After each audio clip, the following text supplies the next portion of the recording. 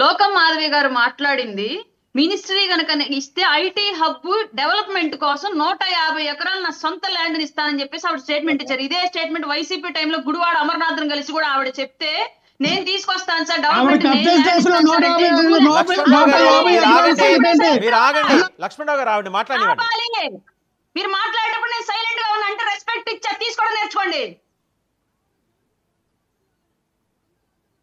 Clear గా లోకం మాధవి గారు మాట్లాడిన విషయం ఏంటి అంటే ఐటీ కారిడార్ డెవలప్మెంట్ కి ఆమె సొంత భూమిని ఇస్తారని చెప్పేసి మాట్లాడారు సార్. అది ప్రభుత్వానికి, లోకేష్ గారికి కాదు. లోకేష్ గారు ఐటీ మినిస్టర్ గా ఉన్నారు కాబట్టి ఆవిడ ఆయన ప్రస్తావించి మాట్లాడింది.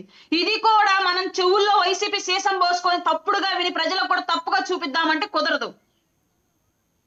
రైట్. కృష్ణాంజనేయులు గారు ఒక నిమిషం. రఫీ గారు ఆగండి. కృష్ణాంజనేయులు గారు ఒక మేజర్ డెవలప్మెంట్ అండి.